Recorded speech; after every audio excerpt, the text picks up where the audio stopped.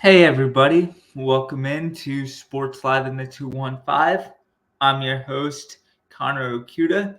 Here to review the Eagles offseason going into the 2024 NFL season. So first up, let me just compliment Howie Roseman. He had an absolutely incredible offseason.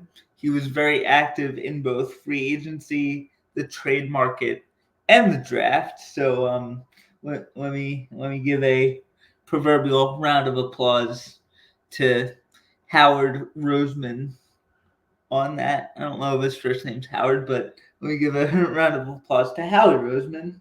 He was very, very active in this offseason, and hopefully all of his moves work out the way the Eagles intend. So with that being said, let's get into those moves, shall we? The Eagles opened the offseason by signing New York Giants star running back Saquon Barkley to a 3-year, $37.5 million contract. And I know I put a poll on Twitter. I know I put a poll on Twitter when the signing first happened, saying that asking the question if the Eagles overpaid for Saquon, but if he stays healthy, there's no better back in football. And with the Eagles' offensive line, there's no reason to believe he won't stay healthy. On the pretense that he does, I believe it's a home run signing. And if he doesn't, I'll have to reevaluate. But on the pretense that he does, great signing by Howie Roseman. And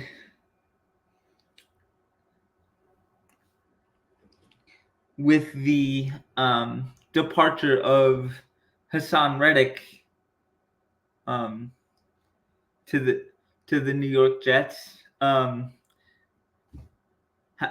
Howie Roseman decides to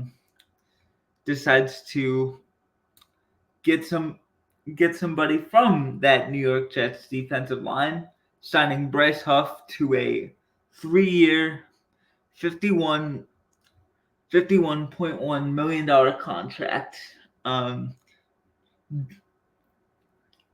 Almost 48 hours after the Saquon Barkley signing. So you see in free agency so far Howie Roseman's MO is get someone to kind of help you control the line of scrimmage on the offensive side, and then control the line of scrimmage on the defensive side. And in fact, I forget where I read this, but Bryce Huff is the first undrafted free agent to sign for north of $50 million in NFL history.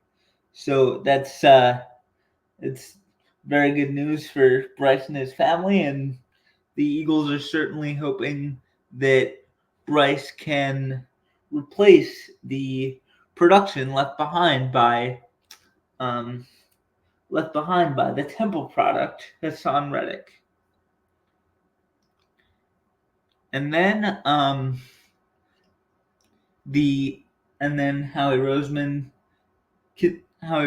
continued to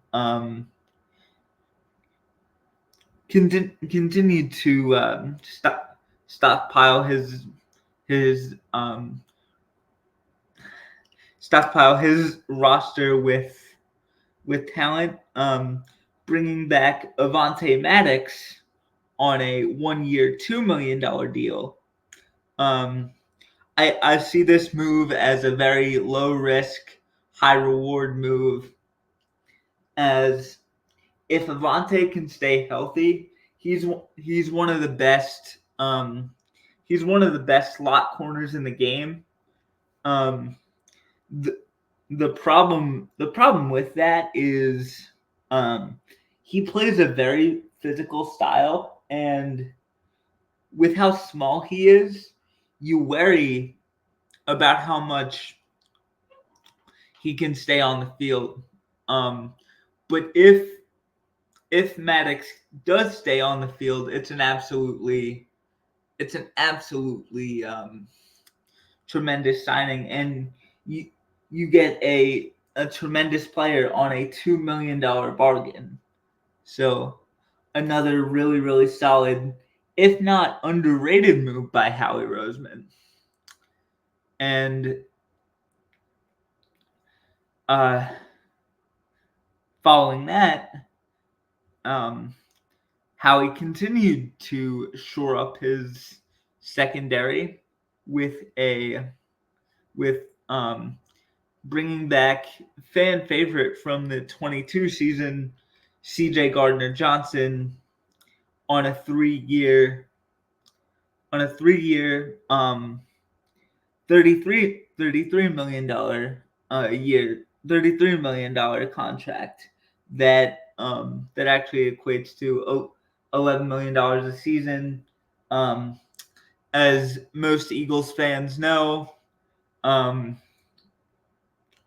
the Eagles defense was sorely lacking in swagger, and that's something that CJGJ brought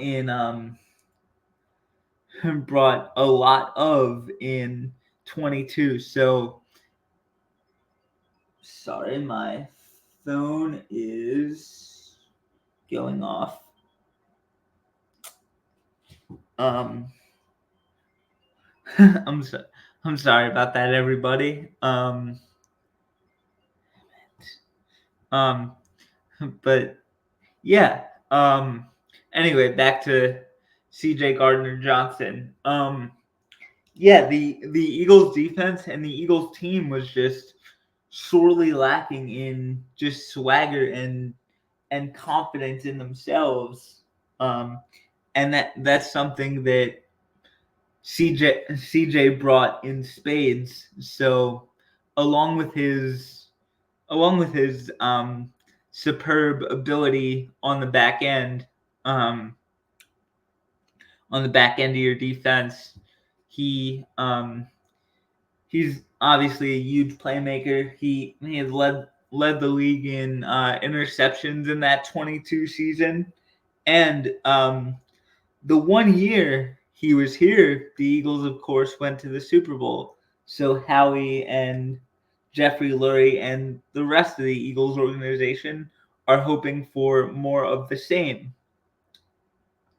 Also, the Eagles signed Paris Campbell to a 1 year $2.9 million contract.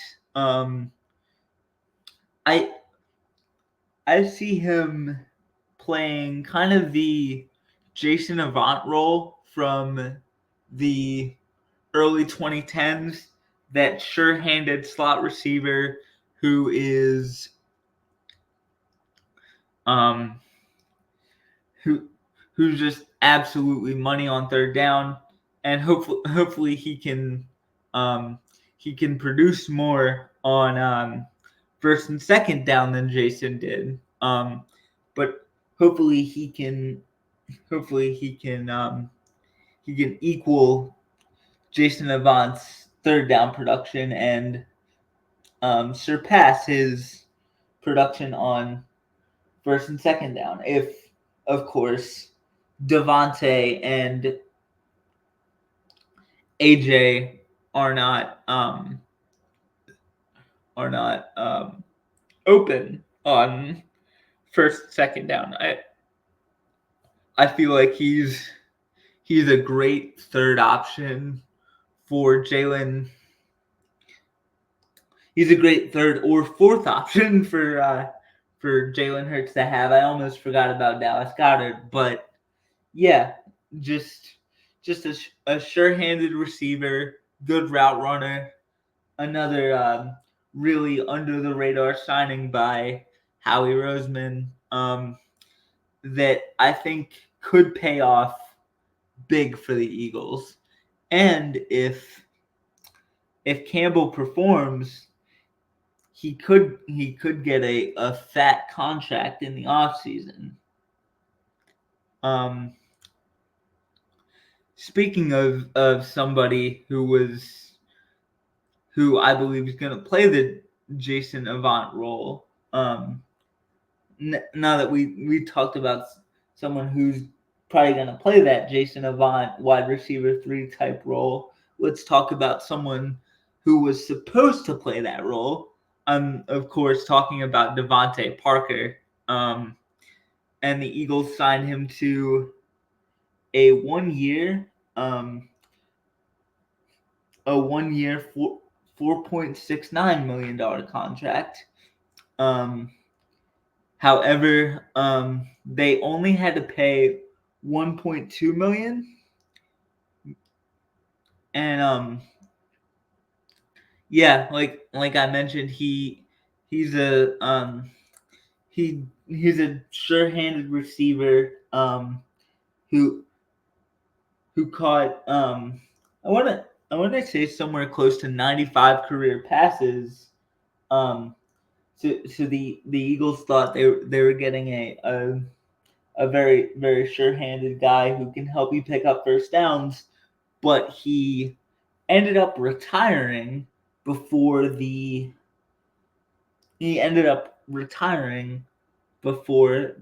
start of minicamp. So in his absence, that just means more work for Paris Campbell and Dallas Goedert as the 3 and 4 options in the offense.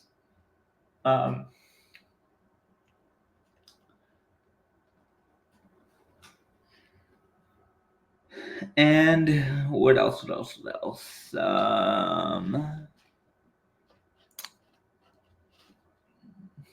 on. Trying to move my papers here without spilling my water. Give me 1 second.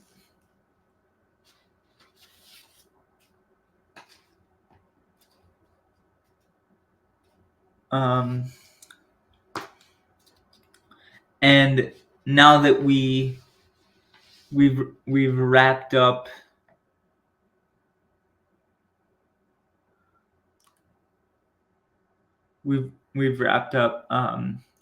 free agency in a nice little bow. Let's talk about the Eagles.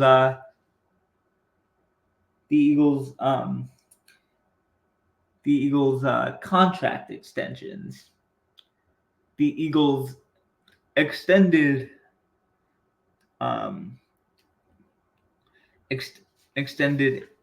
A.J. Brown for another 3 years, and 3 years, and that his contract will be worth up to $96 million with $84 million guaranteed.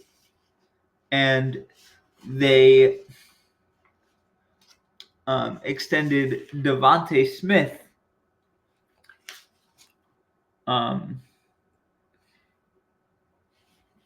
for 3 years, $75 million with $51 million guaranteed. And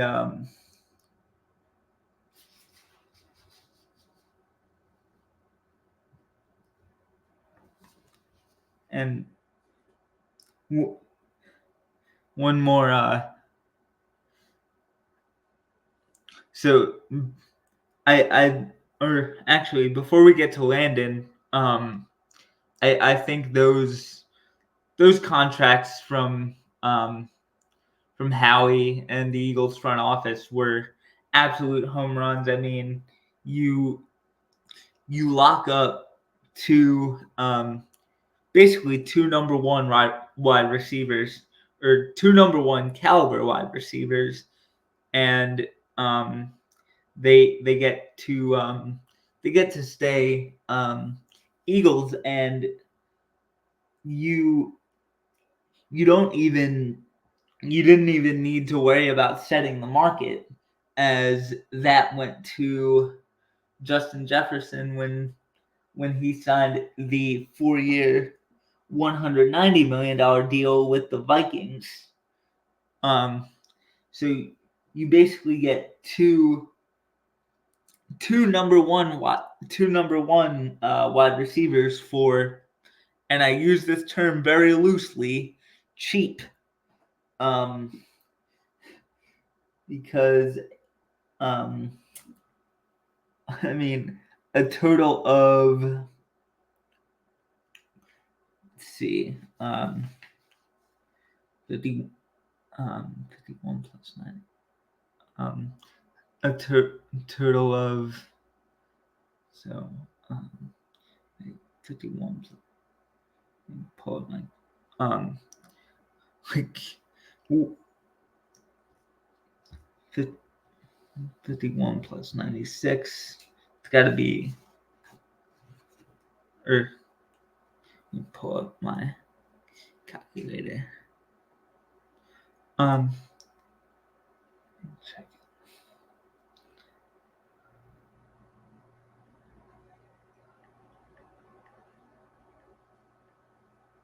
Or actually, you know what? Never mind.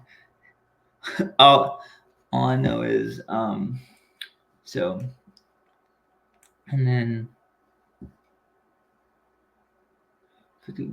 So yeah, it's an expensive an expensive amount. I want to say it's close to $141 million. Let me check that. Yeah, let me 96 plus 51. It's 147. Yeah, for a total of $147 million. My fault. But anyway, yeah. Signing your two top receivers to close to half of what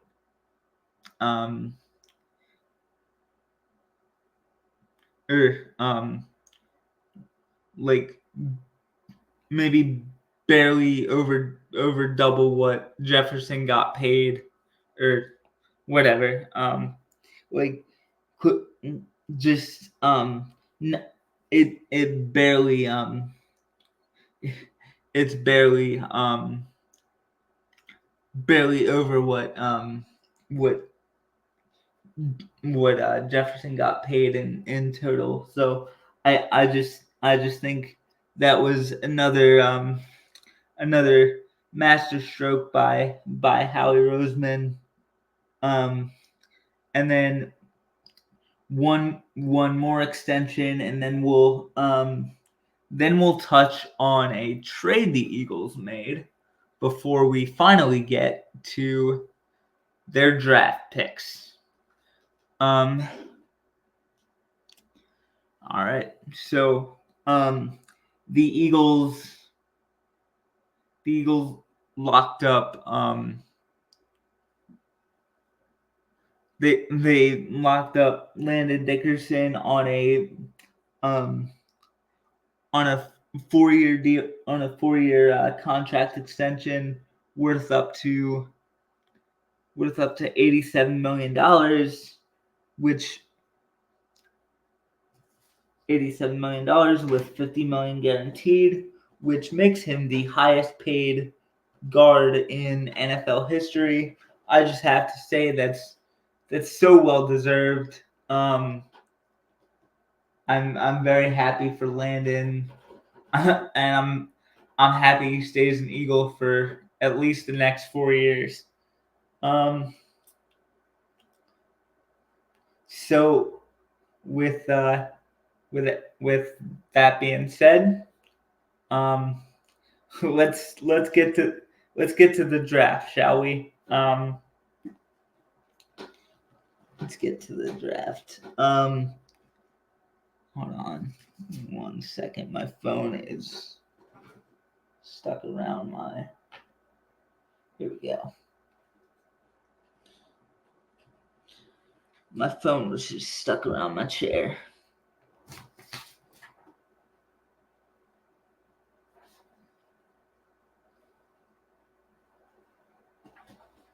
Oh, and oh my God, I almost forgot about Reed Blankenship. The Eagles extended him for 1 year, $3.5 million. I think that's another solid signing. He's a really solid young safety, and I'm really looking forward to see if he can take that next step that Vic Fangio and the defensive coaches are looking for him to take. But anyway, let's get to the draft, shall we?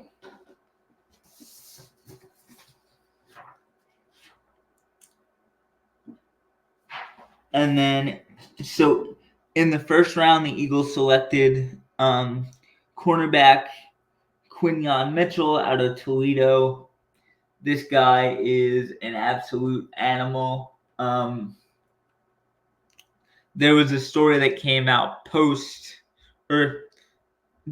believe it came out during the draft, that Alabama was looking at him, looking to see if he would enter the transfer portal, but he wanted to stay loyal to Toledo, which if there's one thing Philadelphia respects, it's loyalty from its athletes, and you'll get it from this kid. Not to mention, he is an absolute baller. He shut down Marvin Harrison Jr. Yes, number 4 overall pick, Marvin Harrison Jr., son of NFL Hall of Famer Marvin Harrison Jr. in, I believe it was the Senior Bowl. And I texted my cousin Michael about the Quinyon Mitchell pick, and he was like, personally, I wanted Terrion Arnold, because, and he was concerned with the fact that Quinyon didn't play college ball at a big school, and while I see where he's coming from, I don't think Eagles fans should be concerned about that.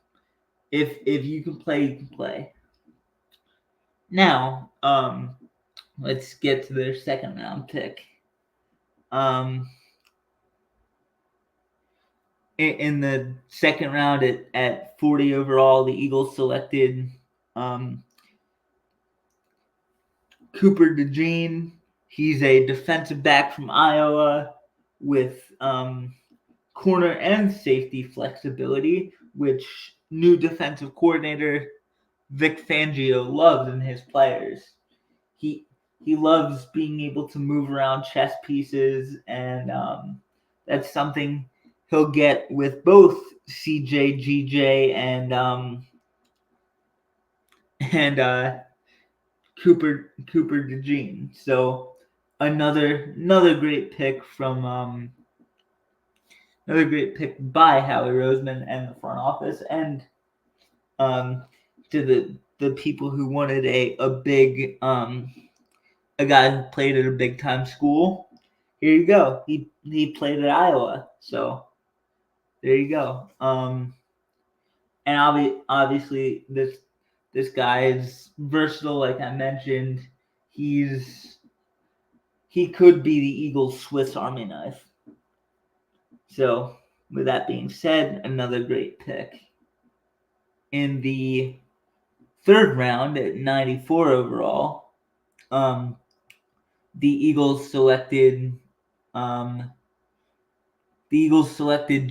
Hunt. Jalex Hunt. I'm not really sure how to say his first name, but he's an outside linebacker from Houston Christian University, or Houston Christian. And then in the fourth round at 127 overall, the Eagles selected Will Shipley, running back from Clemson. Another another great chess piece for new offensive coordinator Kellen Moore to use. He was he was a pretty solid pass catching back from what I remember in college.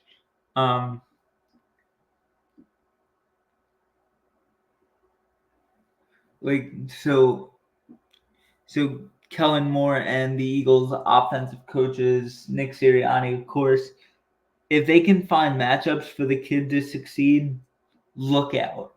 He will be a big time player for the Eagles this fall. And I'm excited to watch the kid play.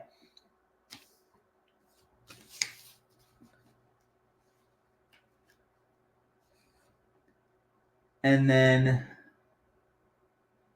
in the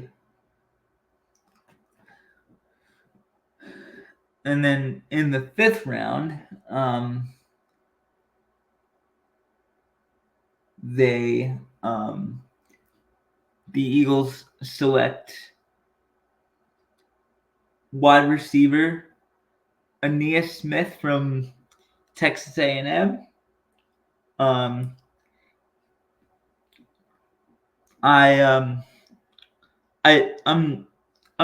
not really sure. Wait, let me. I believe he can he can honestly grow into being a really solid threat when it comes to the red zone. If like AJ or Devontae like need a blow, like from let me.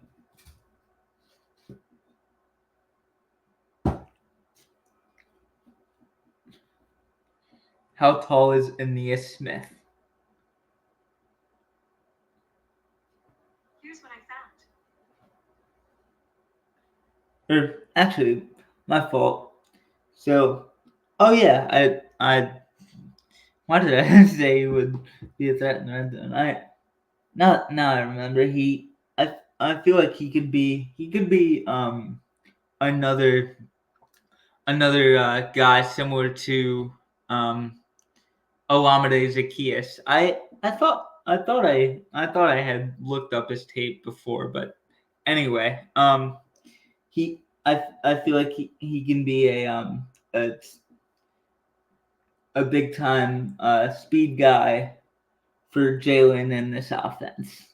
So defensive backs in the NFL, look out for Aeneas Smith. And then 3 picks later, the Eagles select a name that's very familiar to this fan base, Jeremiah Trotter Jr. at 155 overall.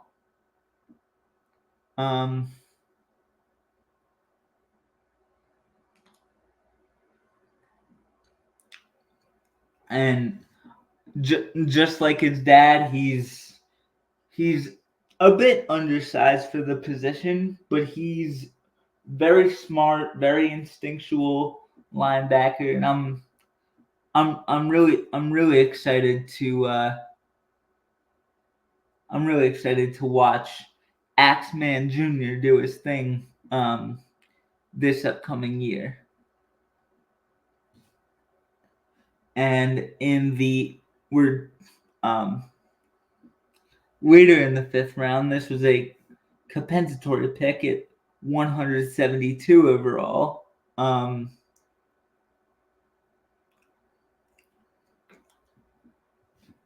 The Eagles selected Trevor Keegan. Trevor Keegan.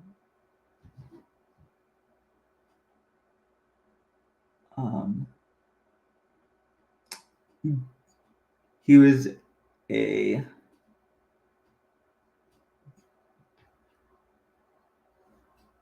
guard. I believe. Let me check where he went to college. Where did Trevor Keegan go to college? He played college football for the Michigan Wolverines. Oh yeah, I knew that. He my fault. I did know that. I thought I typed it in my notes here, but I guess I must have forgot. He played his college ball at Michigan. And then I see this guy, Trevor Keegan, as a potential project for Jeff Stoutland. And then in the 6th round at 185 overall, we select Johnny Wilson from Florida State. I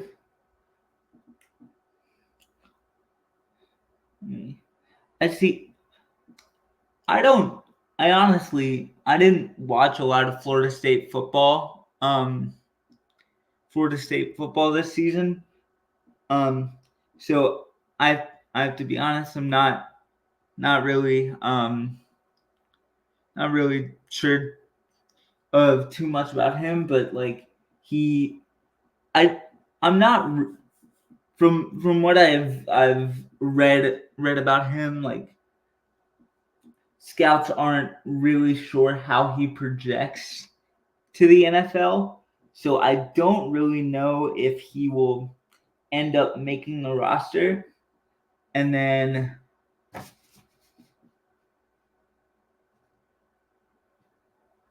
finally, at 190 overall,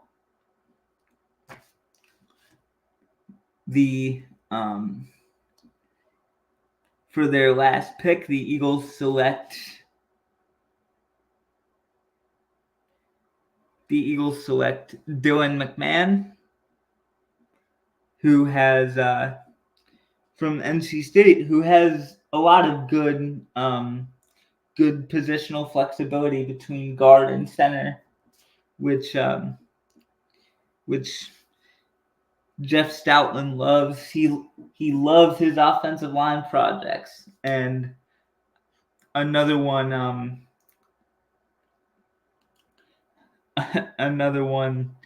offensive line project comes into Stoutland University. Oh, and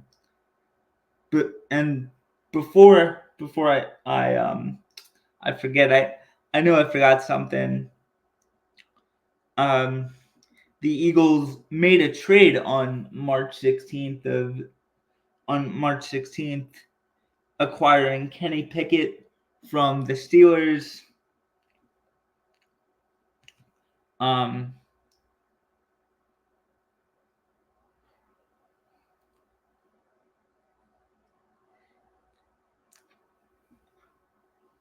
Along with their 4th round pick, which was along with the Steelers'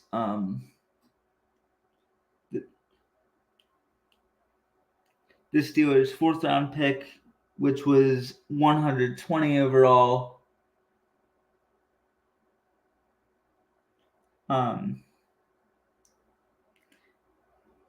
In exchange for the Eagles' 2024 third-round pick, which was 98 overall, and a pair of 2025 sevens. So I see Kenny Pickett as a good backup to Jalen Hurts.